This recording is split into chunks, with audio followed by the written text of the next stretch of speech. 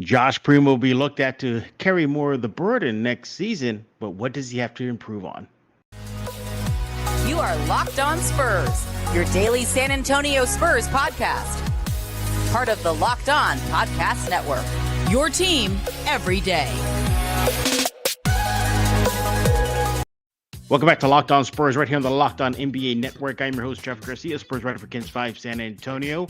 And yeah, it is the off-season. Locked On Spurs is on hiatus-ish. We sporadic throughout the week. But hey, we're here on a Wednesday, here to talk to you about the upcoming season. And we're going to put in the spotlight Josh Primo. Look, we all know that he is going to be given a lot more looks on the court, a lot more minutes. Maybe some more plays calls for him in the next season. This is a rebuild. But with that, what does he need to work on? What do we want to see him improve upon heading into the new season? And then we're going to dive into some craziness that, I know, Gilbert Arenas and craziness. Yeah, that should go together. But he really took it to a new level when he had some thoughts about Manu Ginobili. Who a guy who never has crazy thoughts, a guy who probably would have just laughed in Arenas' face. He needs no introduction. He is Rudy Campos. He is with Sweep the League. Rudy, welcome back to Locked On Spurs. And hey, you got a lot of love in the last time you were here. Yeah, a lot of jersey love from the last time. The color scheme that we talked about seemed to have been very, very popular. Yeah, you're always been a kind of a jersey guy, right? It doesn't have to be Spurs, just jerseys overall.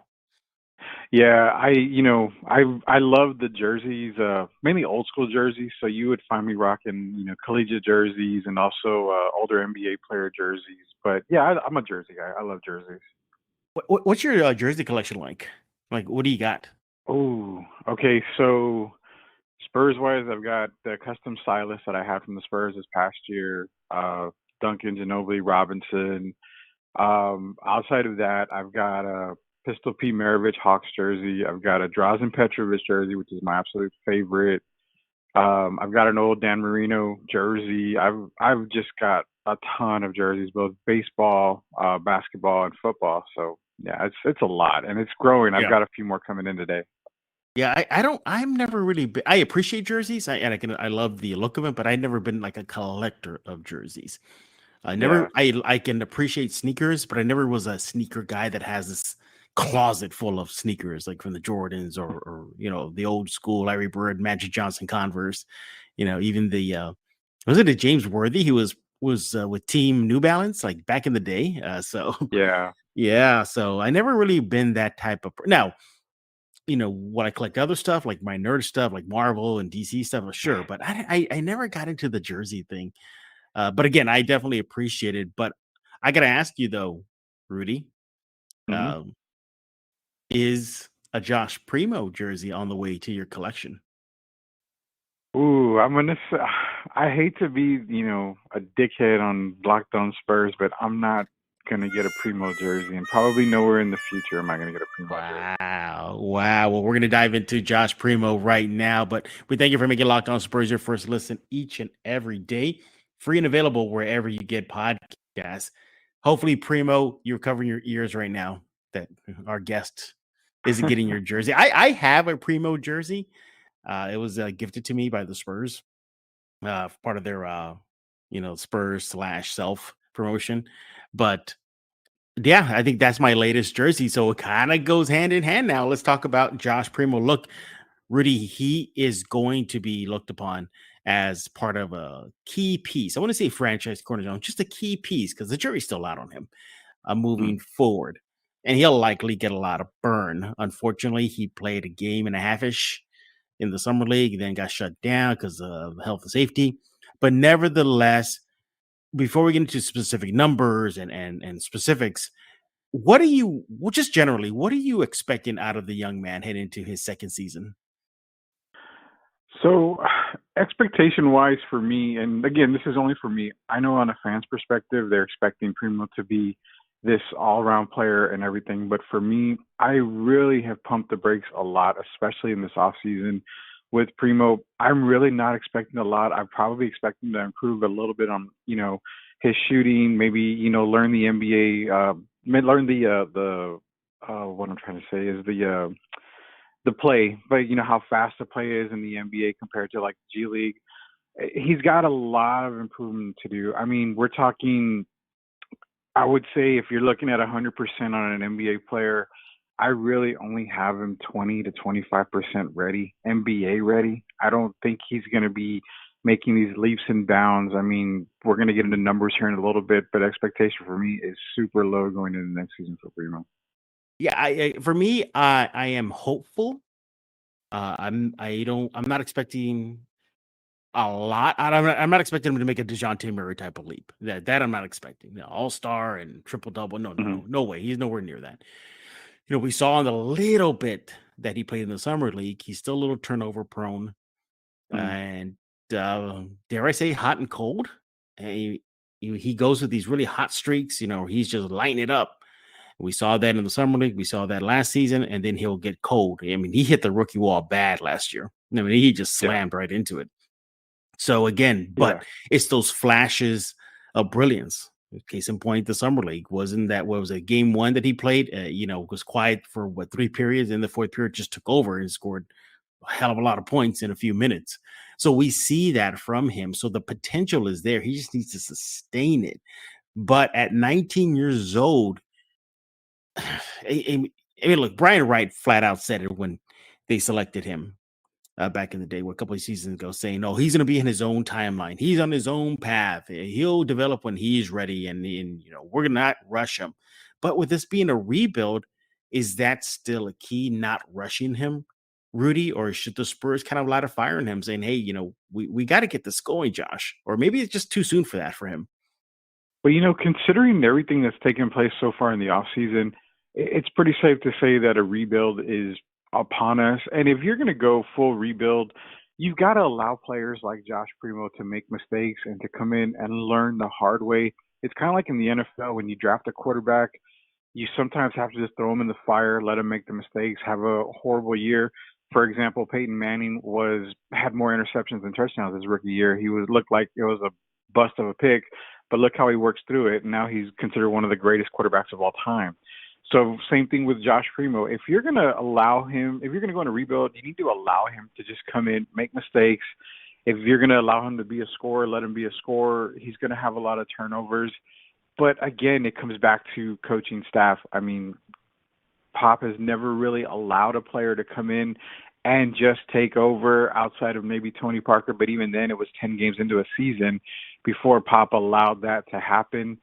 I would say for going into the season, definitely you've got to allow him just to come in and just play his game. If you are in true rebuild, you're not going to kill his confidence. In fact, I think it actually will build his confidence, seeing that he's still 19 years old. Yeah, he's still just a kid, and a lot more is to be expected out of him. We're not done talking about Josh Primo. When we get back, a little bit more of general thoughts and get into some numbers, and we still got to figure out what in the world was Gilbert Arenas smoking when he made some comments about Manu Ginobili. But before we do that, I want to talk to you about Bet Online. Bet Online is the fastest and easiest way to check in on all your sports betting needs. Find all your favorite sports and events at the #1 online source for odds, lines, and games. Find reviews and news of every league, including MLB, NFL, NBA, NHL, combat sports, esports, even golf. I tried my hand at betting. I went to Bet Online over the weekend for the Nunez Pena fight. So yeah, that's how easy it was. I got in, placed my bet, easy, 1, 2, 3, done. It continues to be the top online resource for your sports wagering information, from live in-game betting, scores, and podcasts. They have you covered. Head to the website today. That's Bet Online. Use your mobile device. You get on your laptop, get on your computer, learn more about the action happening today. Bet Online, where the game starts. We're back with Rudy Campos. He's with Sweep the League. Make sure to follow him on Twitter at Sweep the League, where I heard that one-on-one he can handle Sabretooth from the X-Men. Is that true? That is very true. I have no problem handling Sabretooth. And just recently I conquered the Blob, so I'm on a great winning streak right now. Good for you. Hopefully you'll keep that winning streak, because up next I hear is Magneto. So you get the boss level. Yeah, I think that's where we're going to get the streak come to an end there. All right. We're continuing our chat about Josh Primo and what are we expecting from him in season number 2 for him. Areas of improvement, if you will. A few more general observations. We're going to get into some numbers here. How big is a loss of Chip England not being able to get Primo, at least under his wing, a little bit more? Yeah, everybody knows he is the shot doctor, longtime Spurs assistant coach, no longer with the team. He is seen as the man when it comes to correcting shooting of NBA players from Tony Parker, Kawhi, Keldon Johnson. How big of a loss is that for Josh Primo's development? It's an extremely huge loss. It's a loss that as a San Antonio Spurs front office, you never wanted to do. This guy should have had a lifetime contract with the San Antonio Spurs. Whatever he wanted, he should have been able to get. It's massive because you're talking about Primo, who's still developing, who's not even developed even halfway, in my opinion, for an NBA player. And you've got to have a guy that's in here developing, working on his shot. I mean, shooting percentage wise, he's barely shooting 30, maybe 40%, I guess, on an average.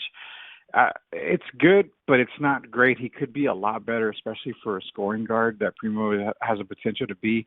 The loss of Chip England, it affects Primo tremendously, including the rookies coming in. You got guys that are coming in that aren't great shooters, and you were counting on Chip to really work with them. Now you don't have that.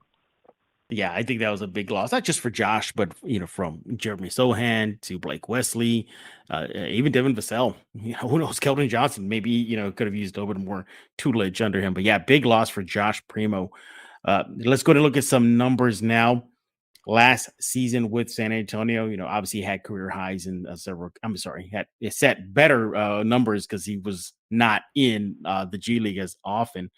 5.6 points per game, 2.3 rebounds, 1.6 assists. He grabbed 20 steals and played in 51 games for San Antonio. Actually started 17, Rudy. Took 137 3-point shots, made 42. It's about 31% right there. All right, so we go to some of the numbers, more than just the career stats so far for him. Where do you want him to see his uptick? So definitely he needs to improve his shooting both from the three-point line and around the perimeter as well. That's a huge factor for me. He's got to improve that shot. He's got to be able to score. Not only that, he's got to be able to finish around the basket with contact. He's got to get to the free throw line a lot more than what he's capable of. Yeah. He's capable of doing a lot, but he's got to get to the free throw line a lot more. What I really liked about him, though, was he really did keep his turnovers low in the NBA. He had a lot of games where he didn't turn the ball over. He was still getting 20 minutes a game, during that time. Even during that time frame, he just turned the ball once, maybe twice. So turnovers were pretty low for him in the actual NBA, the big boy roster. But it's got to be the consistency. You were talking about a guy who got 26 minutes a game at the end of the regular season, 25 minutes I believe in March a game. So he was getting a lot of playing time towards the end of the year. You saw good improvement. You saw his numbers kind of rising right there. He did show potential, but the whole thing is it's the whole spot in between his ears, the brain. He's got to get mentally ready. He's got to finish around the basket. He's going to be a scorer. He's got to have that scorer mentality. Honestly, right now, they're in limbo. I have no idea where you're playing Josh. Are you going to play him at the point? Are you going to play him at the 2? Without any of that being known, it is so difficult to figure out what his role at the Spurs is going to be. Yeah, it's a good point. The point guard is, it's an open question right now. Is it going to be Primo? Is it going to be Trey Jones? Could it be Wesley? Could it be somebody else? Could Romeo Langford? Could it be just anybody? Positionless basketball. Okay, Devin, you're it. That's the Spurs point right now. Look, it's a good problem to have. You got a promising, at least right now, second year guy Primo. You definitely have something with Blake Wesley, as we saw out in the summer league. And Trey Jones is shown to be a steady hand, but you're looking at some of Primo's numbers now. He did show steady improvement throughout the season. Let's pick it up last season in February, played 10 games, averaged 5.4 points per game in March, averaged 6.6. And then in the final month, 7 games in April, 7.9. pattern here. He's given minutes. He went from 19 minutes per game in February to 24.5, 25 in April. With time, as everything, you get better numbers. Now you're mentioning the free throw attempts. He only averaged two. That's it. Two free throw Yeah. attempts in the month of April. Let me make that very clear. In the month of April. So even then, that was it, just in 1 month, and you need to see him increase that. And I agree with you. I think he needs to become a lot more aggressive going to the rim. Now, I appreciate him looking for his teammates, as we saw in Game 1 of the Summer League. But Rudy, I would like to him to try to call his own number a little bit more often. Yeah, they're not gonna. And the thing is like I get that he's 19 and he's young and he feels like he has to cater to the veterans. But if you're in summer league, that's your time. The Spurs want to see what you can do, so they want you to be aggressive. I'm pretty sure in the summer league, which he did, he was very aggressive in that fourth quarter in that first game. But even in the NBA, when you're playing with the big guys, I understand, DeJounte's, the star. You've got Keldon now. You've got Devin, who's really, really improving over this off season. You've got guys that are going to be the man. Now, you've got to insert yourself as well. No, the Pop's not going to kill you for trying to insert yourself and trying to be more aggressive. If you got it, he's a slasher. He can be a good scorer at this level, but he's got to get to the basket. Now, if you get to the basket and get to the line, that's already an improvement. I don't care if you finish around the basket. That'll come in time, but you got to get to the line. There's a reason why it's free throws. It's free shots. I mean, it's free points. If you're able to get to the basket with his speed, and he's not a thin guy. He's actually a lot bulkier than people give him credit for. He can get to the rim at hand, and that's the thing. He's got to get to the line. It's so important. But real quick on Primo, I'm going to say it on Locked On Spurs. I haven't said it anywhere else, not even on Sweep the League. But don't be surprised if Blake Wesley jumps Josh Primo during the season. Wow, hot take there. What do you see? Well, why do you think that? Just because of Wesley's aggressiveness? I had so much low expectations on Wesley because I coming out of Notre Dame, the shot wasn't there. He was playing like a loose cannon. He just had to stay more controlled. Watching him over the summer, and even talking to some former NBA players when we were watching him, we all saw the same thing. That control was better handled. He was able to get to the basket. He created his own bucket. His jump shot had improved from his days at Notre Dame. It just seemed like Blake kind of turned the switch on and knew exactly what to do.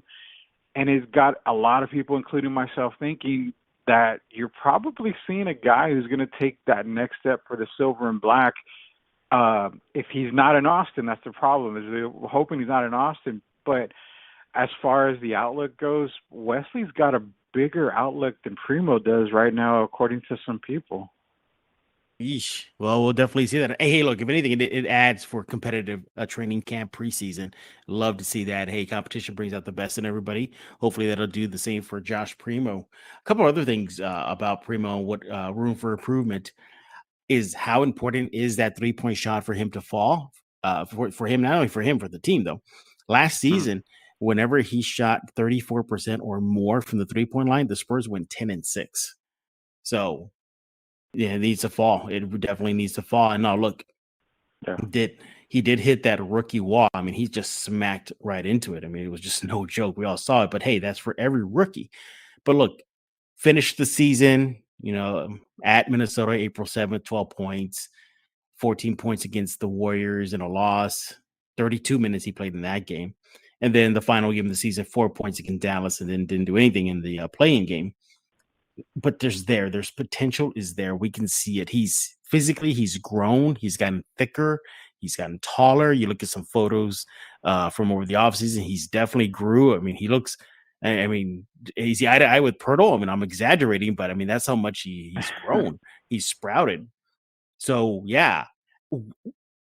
I know you just said something about Wesley right now, but do you expect Primo to start or come off the bench next season? I've got Trey Jones as the starting point guard, and I still do going into the off-season training camp for the San Antonio Spurs.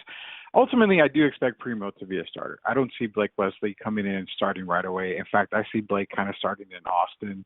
I still have some things to work on, but I still think Primo is going to be a starter eventually, whether it be alongside Trey Jones or maybe Primo and Vassell take over the backcourt. Primo should still be a starter regardless, but it's just going to matter. It's going to come down to you've got the position, you're a starter now, you've got to earn to keep it, and that's that's going to be the mentality. So I think we can see a major uptick in Primo. Maybe his game is going to go to the next level. But, again, being that it's a rookie, he's still got the rookie, wall coming in. I mean, it's like you saw enough, but you didn't get enough. So it's kind of hard to be excited to get that extra motivation going into the season. Like, I think he's going to just break out.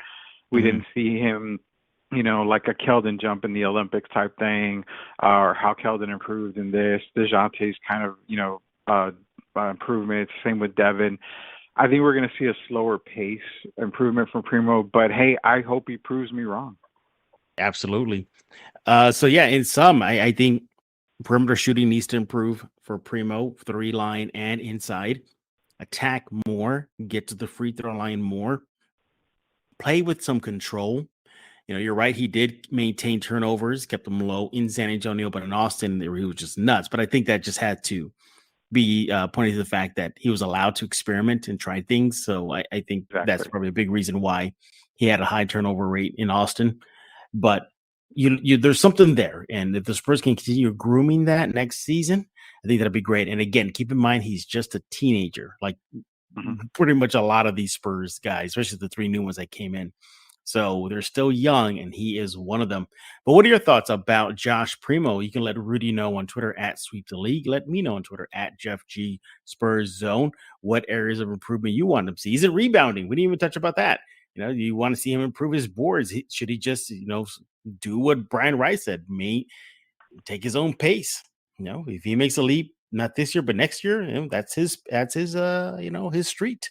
Let us know. When we get back, we're going to be diving into Gilbert Arenas and some wacky, just wacky just forget about it. It's bad thoughts and takes on Spurs legend. Yes, basketball Hall of Famer to be Manu Ginobili. We're back with Rudy Campos right here on Locked On Spurs. And thanks for making Locked On Spurs your first listen each and every day. Now, in case you've missed it, former NBA guard, journeyman, played with the Wizards and the Warriors. I mean, pick a team. He played with a lot of teams, but Gilbert Arenas, never shy, always one to speak his mind. And allegedly, factually, I guess, bring guns to a locker room. But nevertheless, shoots a had shot. some, he took a shot. Has some things to say about Manu Ginobili recently in an interview with Fubu Sports. And he was asked about 6 men and Jamal Crawford and Manu Ginobili, kind of comparing the two. And, who individually was the better 6-man / player. And now look, to be fair, Rudy, Arenas did compliment Manu, said that Manu was great. That, he wasn't totally bagging him. But as a 6-man of the year, Jamal Crawford has one thing on Manu. He's a 3-time NBA 6-man of the year, while Manu is just a 1-time 6-man player of the year. Overall better player, Gilbert Arenas has been smoking the absolute greatest Colombian stuff, because there is no way as a player that Jamal Crawford is better than Manu Ginobili. Manu Ginobili is a starter on 29 other teams outside of the San Antonio Spurs, and he only gave up his starting spot because Pop asked him to come off the bench, and it was just something that he just gladly did. You're talking about a guy with a career average of 13.3 points a game for Manu Ginobili to Jamal's like 14.2. What's the difference in that? Nothing. I mean, there's literally no difference in that. Jamal Crawford had the green light to shoot when he was playing for any team he wanted, which so happened to be like 15 teams or whatever. Manu Ginobili was a true team player. So for Gilbert Arenas to come out and say that Jamal Crawford is a better player than Manu Ginobili and give him all the credit in the world, I will say he was either drunk or he was higher than the absolute kite, because there is no way you can prove that at any level. And if you want to talk about individual players as well, Manu Ginobili did more for the San Antonio Spurs when it came to championships, and Jamal Crawford didn't even sniff an NBA title at all. So, but then again, look at the guy you're talking about, Gilbert Arenas. I mean, yeah, all-star player, Agent AA or Agent Zero. I mean, he was a good player for his time. But, I mean, again, you've got to keep yourself relevant. So just like Big Shot Bob and Steven Jackson, to keep yourself relevant, even, Kendrick Perkins, you've got to say something crazy so that way people can talk about you, which I'm planning to do sometime soon as well. Yeah, I mean, look, individually, Manu was just a better player. I mean, he facilitated better than Arenas. He understood the team concept better. The sacrifice he'd made. Not saying that Crawford, wasn't a team player, but Crawford was a gunner. Manu did a little bit of everything. Crawford wasn't really known for, defense. Manu could play a little defense. I mean, ask Kevin Garnett. Ask a lot of the players that he picked up charges on, even though Benny poked fun of him saying he flopped. But, I mean, he still got it done on the defensive end. And longevity, Manu, had a long career. I think longevity. Did Crawford play longer than Manu? He had a 20-year career. 20-year career. Manu had what, 16? I think it was 16. I got it right here. Yeah. I think Crawford played longer. But the point is that Manu was still effective, even in his later season. His later career. Overall, I just think that, Arenas is definitely smoking the good stuff. You put pen to paper, and if you can't tell me that if you're building a team and some of the names out there on the roster you could potentially draft is Manu or Crawford. Look, if you were to pick Crawford, I wouldn't hate you, but I'd be smiling that you left Manu Ginobili on the board. Yeah, and I'll definitely take him because he could definitely do a lot more than Crawford did. So Arenas, you might want to go back and look at the videotape when you try to say that individually Crawford was better than Manu. I don't know. He's out of control right now. We're done talking. We want to hear from you. What are your thoughts about Arenas? Were you flipping tables like all over like Rudy? Well, Rudy was probably just laughing his what off when he saw the video. You can let Rudy know on Twitter at Sweep the League and tell us about Sweep the League, Rudy. Yeah, Sweep the League. Every single Wednesday night we record and release our episode. It's the off season, like you said, for Spurs, but we're talking some NFL, and we also do our Sweep or Keep segment. If you want to join in, we usually shoot it on Twitter and Facebook. Leave a comment. You can win some Sweep the League merch and gift cards to a couple of places local. But real quick, I got a minute, Jeff. I have to ask you. Yeah. Obi-Wan series. Did that overtake Rogue One as the king of Star Wars? No, it's close, but no. And I separate the two. Rogue One is still movies. I still think movie-wise and theater-wise, Rogue One is still the greatest. I know a lot of people think I'm crazy because of Empire, but if you really break it down, look at what Rogue One did. TV-wise or streaming services-wise, it really vaulted over. I want to say, I mean, it's squeaking by the Mando series right now. Yeah. Just because of what it did to build the myth of Vader. We find, Rogue One gave us, Vader in beast mode. Obi-Wan Kenobi series gave us Vader in ×2 Vader beast mode. I mean, I was shocked when they Disney allowed Vader to snap kids' necks and show it. I was shocked when they showed. Technically, Vader was still human before he got the mechanical parts. We finally got to see the slaughter that he did in the Jedi Temple. It's close, man. It's close. I mean, what still pushes Mando for me is the bringing back Luke Skywalker, giving us a little bit more glimpse to his story after Return of the Jedi. Still, seeing him become the trainer, it was great. The connective tissue between that and the cartoon series with Ahsoka coming back. Yeah. So I mean, it's close, man. It's close. They're neck and neck right now, Obi-Wan and Mando. But movie wise and theater wise, I still got Rogue One as number one. I mean, I didn't think it passed it up. And I really believe the Andor series is going to beef up that argument that Rogue One is still the greatest, because I think it's not a TV series. It's a 3-part series, and that's it. So it's practically a movie. They're just breaking it up in 3 parts for the Andor series. And we'll see. I'm done with my nerd soapbox here. You want to subscribe to Locked On Spurs wherever you get your favorite podcast, Google Play, Stitcher, iTunes. Now on YouTube, the Kens 5 Plus app, and on the Kens 5 YouTube page. Some technical issues going on right now, but over there at the Kens 5 YouTube page. So I think they're trying to sort things out, but it will be there. And yes, hopefully we'll get another one in this week. No promises. The Locked On, just overall, really the Locked On NBA network segment, the portion of the network, where all of us are on hiatus right now, and we're kind of, just still to chill out before it ramps up again. So figured I'd touch base with my man Rudy Campos this week, see how he's doing, give us his thoughts on Josh Primo and Gilbert Arenas. Oh, good Lord. I don't know what's wrong with that kid. But yeah. And we thank you again for making Locked On Spurs your first listen each and every day. For your second listen, get up to date on the latest news and rumors in the NBA in just 30 minutes with Locked On NBA. Locked On NBA, your daily NBA update in just 30 minutes. So for Rudy Campos, I am Jeff Garcia. We're going to put a lock on this episode of Locked On Spurs.